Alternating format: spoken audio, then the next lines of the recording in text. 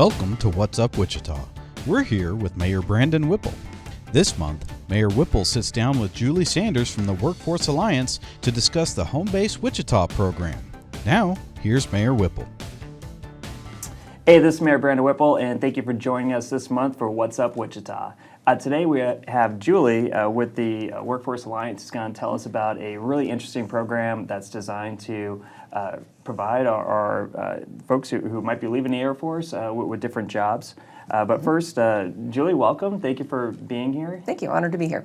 Can you just tell us briefly a little bit about the initiative? It's the Military Connection or Military Connected Individuals is who we're trying to basically integrate into Wichita and to hopefully allow Wichita to be the place after their service that they can apply their time and their talents to. Well, I feel like you just kind of did all of it for me, so I appreciate that. But so you mentioned Military Connected Individuals. In my role, we just shortened that to MCIs. The name of the initiative is Home Base Wichita, and our main focus is to find jobs for those MCIs within the Wichita region.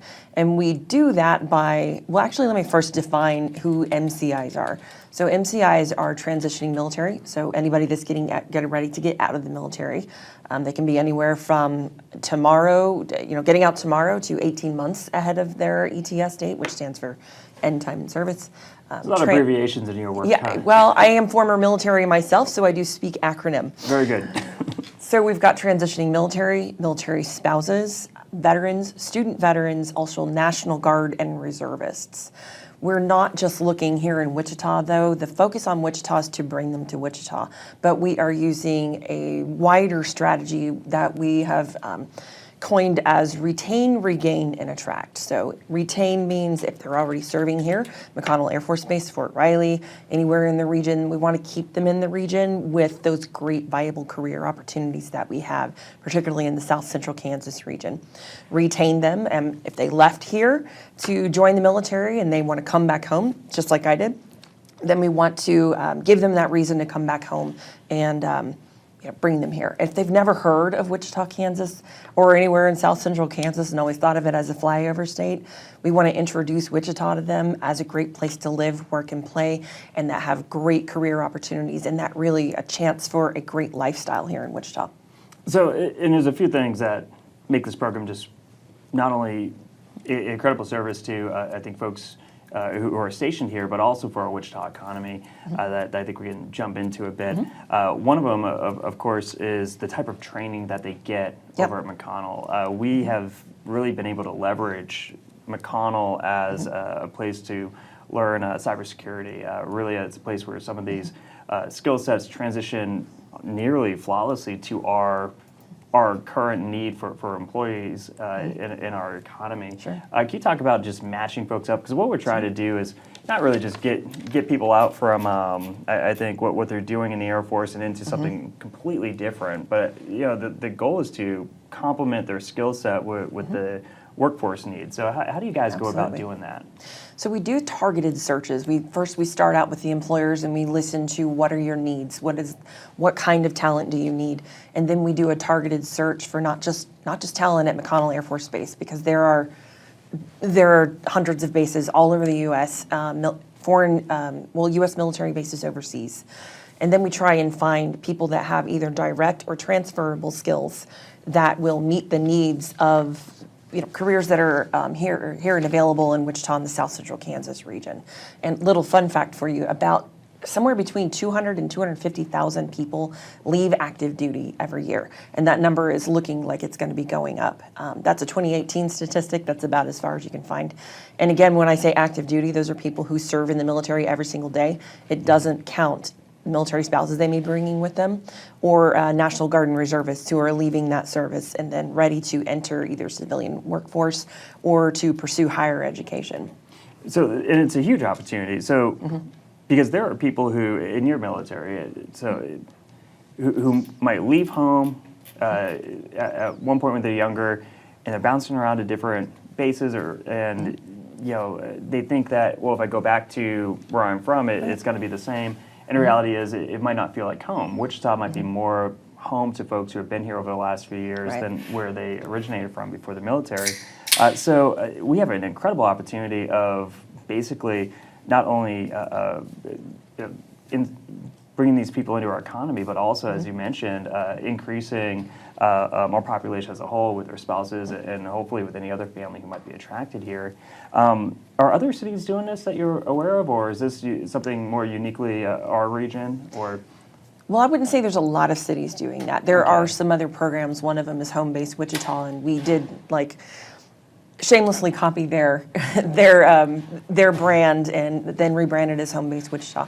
I have heard of other units that they're a larger overall unit and they'll focus in certain cities, but as of what I've been able to find, there's nothing so far that's been backed by a city themselves to help provide the funding for an initiative like that. So we are probably either one of the pioneers in this, or I wouldn't want to say that we're the only ones that have ever done this, because the military talent is something that is becoming far and more appreciated as the years have gone by. If you take from Vietnam to now, I mean, the perception of the military and the service within has definitely changed. And there's a lot more appreciation from there. But there's also a lot, I think, that employers can do to help make that transition easy for these military members, these MCIs that are entering our communities. The National League of Cities actually outlined some steps for municipal leaders to take in creating better opportunities for veterans and employment. One of those steps is retention programs, and Home Base Wichita actually has a big focus in helping the formation of good, not just veteran-friendly, but veteran-ready cultures, and like I said, that includes retention. So a little kind of a disturbing statistic is that 43% of veterans in their first job out of the military leave within 1 year. Oh, wow. And then in 2 years, that statistic doubles to almost 80%. Although, is that an organizational cultural issue where No, actually- folks leaving the military, going to Yeah. the private sector, it's different, or what's your research show? some of that is because that transition from going from the civilian, or some of the military sector into the civilian sector is just strange. They're trying to figure out how to navigate what do the new rules look like. In the military, it's very black and white. In the civilian sector, it can be a little bit gray. But the majority of them are citing lack of opportunities for advancement. Oh, wow. At least that's a perception.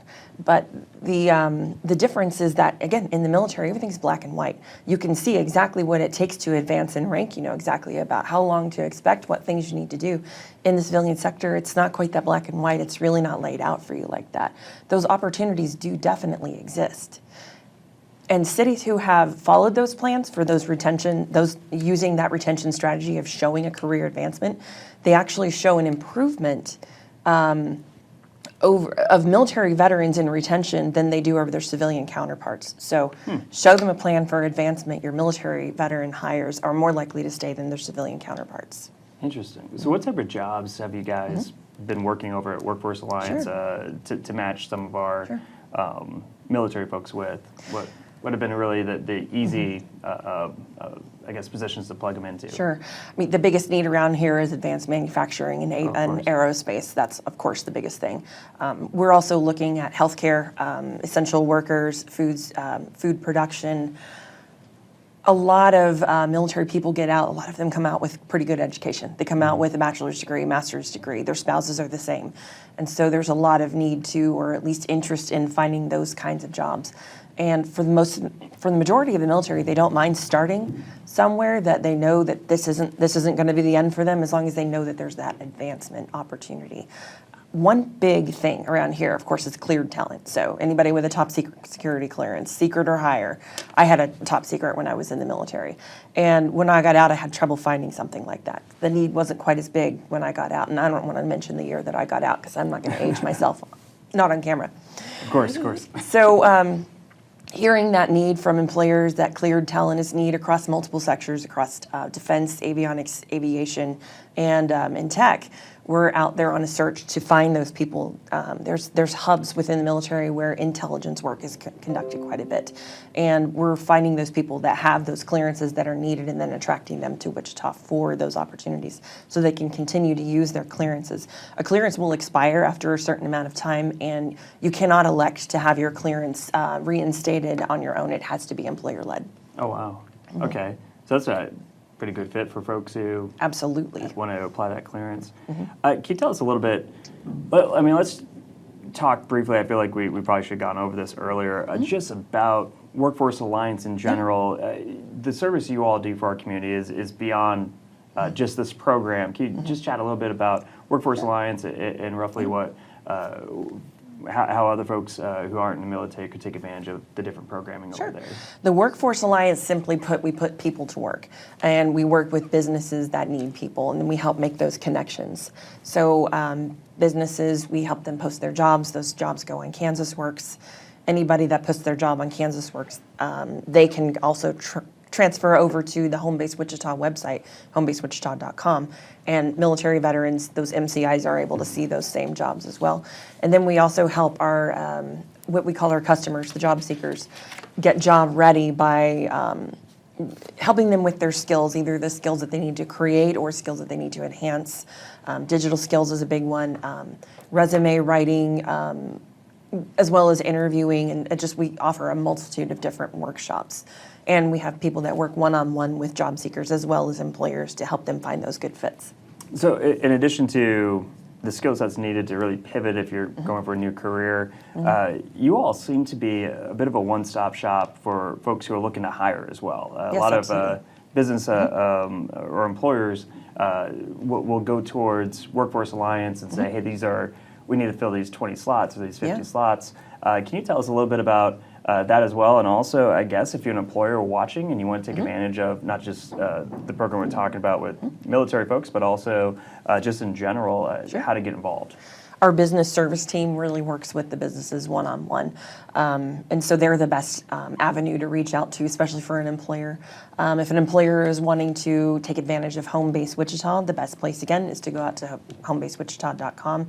There are special sections for employers and job seekers. So for an employer, they would just go to that, navigate to the employer section, and there's forms they can fill out that basically are able to define what their interest is and what they're looking for. I want to talk a little bit about small businesses. Small businesses were hugely impacted by the economic disruption of COVID. Right. And our fund, our Home Base Wichita project, has funds set aside for those small businesses to offset the cost of training.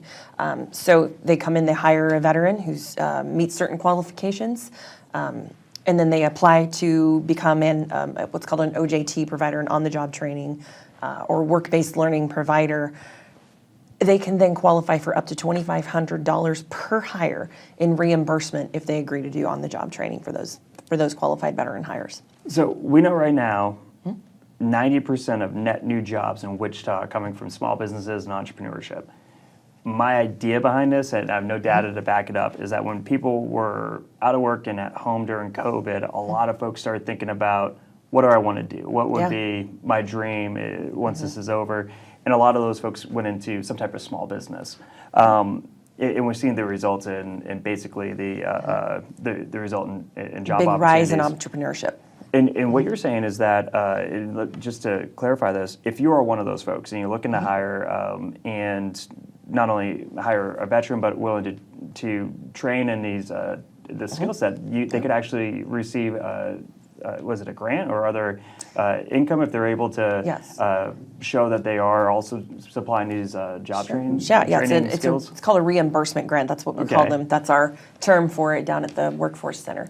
Home Base Wichita is one reimbursement grant that's offered, and there are multiple others. And with one application, they can take advantage of multiple grants that we have. Some of them are stackable, so you can qualify for one grant as well as the other Home Base Wichita grant. And for certain occupations, you can get up to $8,500 in reimbursement for on-the-job training. What's different about some of those grants that they are occupationally based, as in they need to be occupations in tech or within advanced manufacturing. What makes Home Base Wichita different is it can be any occupation. So, interesting. Yeah, so we're not limited. So you mentioned that you are a active duty veteran. Were you from Wichita and you were stationed? Wichita is home for me. Okay. And so when I left Wichita, I knew I kind of needed to grow up a little bit and do something better for myself. Felt like I really needed to pay back the sacrifices that were made for us to help us enjoy the freedom that we have today. And none of that is free. And if we neglect that, then we risk losing that freedom. Then when I finished my enlistment, then was always my intention to come back home. And when I did, I can say that I found that transition just to be a little bit difficult. I was an Arabic linguist with a top secret security clearance. And wow. I had trouble finding anything. I wound up in retail selling jewelry.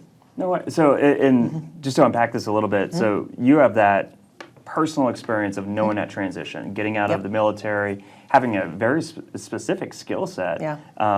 And now you're in a position to help those folks like yourself at one point who very specific skill sets, I'm sure, find a way to match those skill sets with the best fit possible here in our community. And sometimes that best fit is not exactly what they did in the military. Another statistic for you, only 2% of people that exit military service want to do something exactly like what they did. Interesting. Right, which is why the retraining becomes very, very important.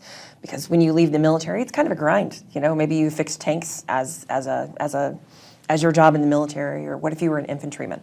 Right. How does that translate, right? So you can't come back to Wichita and get a job as an infantry person. That doesn't exist.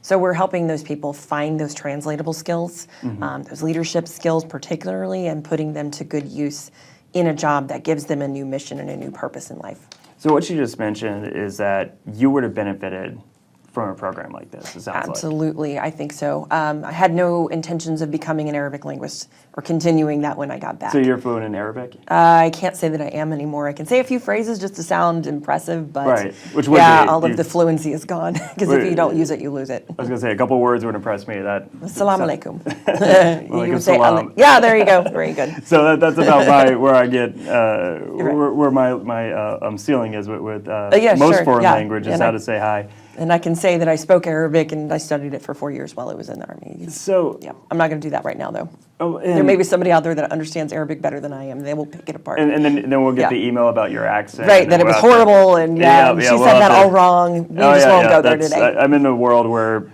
people like to critique any type of mispronunciation.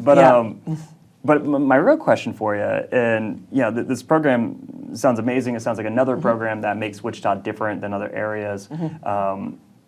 What's it feel like to know your experience, what you went through, basically, and the outcome of that, as you mentioned, was you weren't able to apply the full skill set that you offered to the free market with some of these jobs.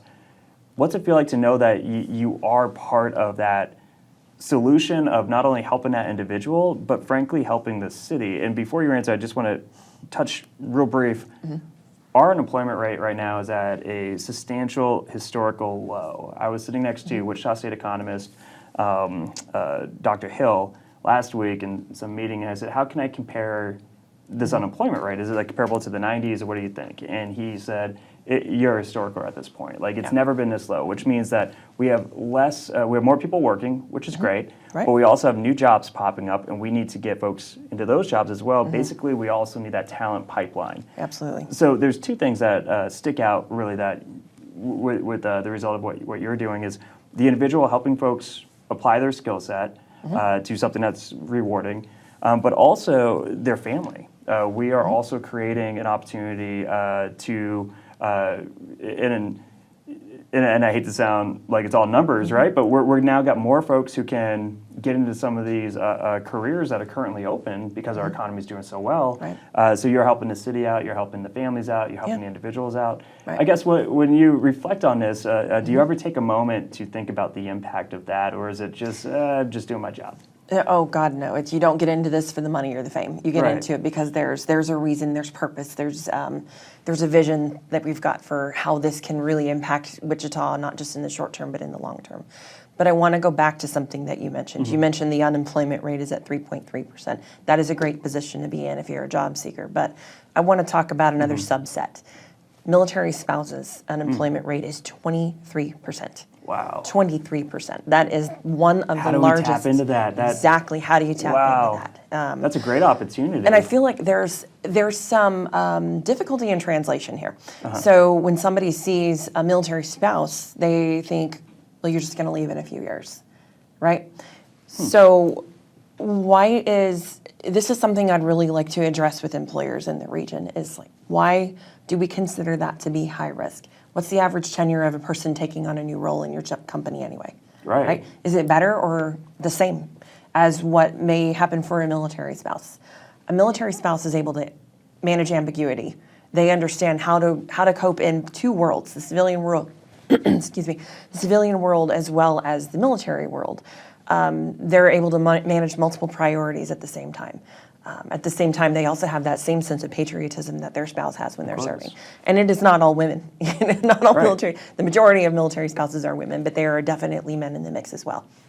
So how do we help employees change their mindset about what a military spouse's value is, what they can bring to the organization?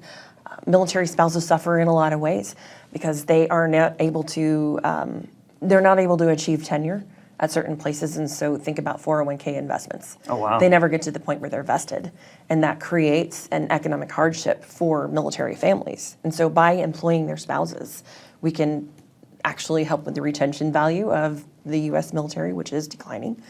We can also, you can bring in some really great talent that is just kind of being ignored. And those people are very much willing and ready and going to be great workers for these companies. So how do we keep them? How do we keep companies from looking at military spouses as high-risk hires? Interesting. So, and that might be, frankly, opportunities for, like on the show, for people to talk about this, where, Absolutely. you know, if you're, I guess, anyone could be a at-risk hire, right? Like, Sure. no one's guaranteed to be there for the next few years. Right, the economy is thriving. Everybody is a high-risk hire because anybody can Right. come in, swoop up your talent for better than you're paying them. In a few years back, I remember I was at a policy conference with the co-founder of LinkedIn. And someone in that, it was a group of electeds, and someone asked, well, what trends are you seeing in the next economy that we should be aware of?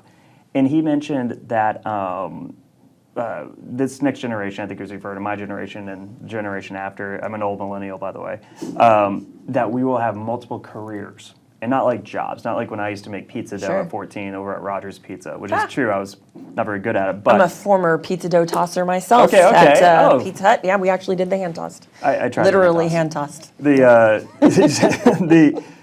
yeah, we're not talking just jobs, we're talking full-on careers, Yep. right? So as we know that people pivot towards different interests and different opportunities, how do we talk about, I guess, retention is really just as much on the employer side as it is on the individual side, right? Like you want to continue to have upward mobility, you want to continue to be a place that people enjoy working for. But it's just interesting when because what you're describing, it feels like kind of an unfair judgment because you're not really sure, like your spouse working in Wichita might be why someone who leaves the military stays in Wichita. Stays in Wichita. You're absolutely right. And if you employ that military spouse, if their spouse was planning to get out of the military, if this is their last station, which for some people it is, people that go to McConnell tend to stay at McConnell for a while.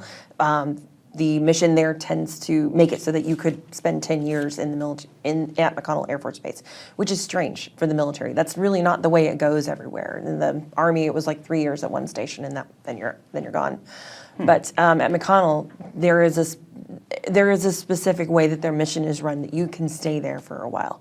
You employ that spouse, and then the military member is much more likely to stay, particularly if that spouse is gainfully employed and has a future here. And if we can show them that there is a future here and that they've got a pathway to advancement and a way to create a sense of community for themselves where they feel welcomed and they feel valued and appreciated. And they may have mobility that if they need to possibly leave their region and they can take that job with them, they're more likely to be a good retention. That if you're able to take that job for them remote, that is probably the best retention policy that you can put in place for military spouses. Then they're more likely to come back. They're going to bring their spouses with them. We've got skilled, trained people that are ready and willing to work in the Wichita region, are highly trainable, and have leadership skills that can help boost the economy and move that business forward. Oh, wow. So is there any particular stories that stick out that you're just really proud of that Sure. kind of Yeah. highlight really the type of work that you do? Yeah, we've had a couple of successful hires. We've had somebody that wanted to learn machining. I think it was CNC machining, and we were able to get them placed with an employer and get them that. So describe CNC machining. That's the You're one gonna, where it's yeah. very specific. It's computerized Yeah. as well as, and that can go into aircraft. It can go into lots of kind of industrial manufacturing. And so, I have not seen this in action, but my perception of it is that it's computer programmed cutting of parts. Right. So a person who's good at CNC machining or is going to be able to be good at CNC machining can learn how to program computers in a certain language to be able to create the cuts that they need and pieces of metal. So it's a highly skilled job. It's not. It is. And one of the things that I have noticed most employers are willing to train people for CNC machining because it's not something you go to college for. There really is not a tech school, I think, that really does CNC machining, or at least it's a pathway you can take, but it's not necessary because multiple employers within the Wichita region are willing to train the right people for those jobs. And if we can offset some of those training costs for them, that's even better for them. Oh, of course. So, and that's a good example of how the program could benefit the employer as well. As if you're someone who, and I've toured these type of shops where it's kind of seen a little bit in action, but my understanding is that it's very specific. It's not just hit a button and it goes. Like we're talking,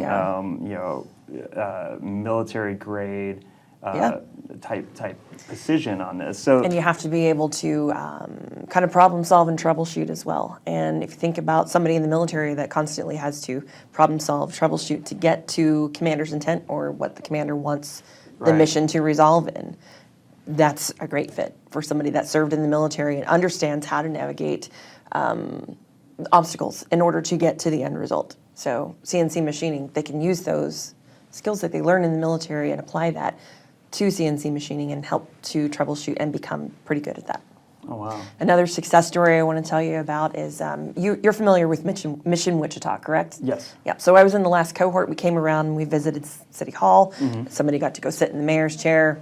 I think we had a bunch of people in the mayor's chair. Yeah, Yeah, that was a fun visit. So we came through Wichita. We came through the City Hall back in March. I was in that cohort. So I did not sit in the chair. I don't presume to be the mayor. We were took a picture. Right. So somebody I met in that group, his wife was getting ready to graduate with her master's in finance. And we were able to help her figure out her resume, help her find a good job within Wichita. Let me tell you this, she was actually offered multiple jobs. And so one of the skills that we had to teach her was how to evaluate multiple offers. Oh, wow. Let me tell you who she went with. She went with the one that showed her a career path forward. Interesting. Rather than said, this is the job, we'd be willing to hire you for this. Can't say much outside of that. So, and I just want to touch on that for a moment, because I feel like part of my job is not only to attract employers to the city of Wichita, but also to talk, really try to squeeze every ounce out of that next generation of talent we have, where folks who might want to leave Wichita to go do something else. Right. And some of the jobs we attract, I feel like, the starting pay, the most entry-level starting pay job is this amount, and then I'll have someone on Facebook or something say, I can make more than that selling clothing. And probably that day you could, but when you look at the 10-year, 20-year, the full compensation of a career at a place like this, it's going to have upward mobility, it's going to be paying into a retirement program, you're going to have benefits, versus... It's going to be expanding, that's going to be, that's in the future of what is happening, particularly semiconductor chips, cybersecurity. In this particular story, it's cybersecurity that I was talking about, where we got it was Novacoast. We got them their headquarters from Southern California to downtown Wichita. Yeah. And someone did a Google search and figured out the lowest paid is, which still is a living wage, but it wasn't. They were making more, I think, in retail. But it's how do we get beyond, particularly with people my nephew's age, who's in his early 20s, where he's looking at how much do I get paid an hour versus the entirety of a compensation and how much you invest in this track versus that track. It sounds like military folks really have a good handle on that, where like it's not so much how this next few months is going to pan out financially, but really what is the next few years going to look like financially? Is that a correct assessment? I think it's probably a fair assessment, but you do actually see levels of poverty even within the military. So there are people that are living paycheck to paycheck. They're on food stamps while they're serving in the military. Maybe their spouse can't find a job. Maybe their rank is not very high and they've got a couple of kids.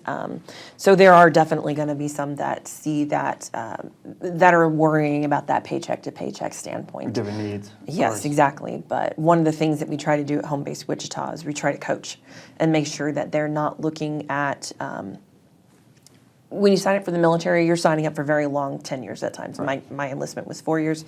Some people are signing up for 6 years. Your next enlistment may be, a little while longer. They're used to looking at kind of the broader picture of what will I be doing over the next several years. And so we utilize that to show them, okay, this is how you take this in the military. It was like that. This is how you change that lens over to the civilian sector and look at what does this look like? What's the framework? If I start here, where can I end up? And then we try to give them, there's a lot of tools out there that can kind of project your income over that level, various levels of experience and education, and then we use that to help them find that right fit and understand that they can be successful in that role. Oh, wow. So you guys provide mentoring and coaching as well, Absolutely. not just... Right.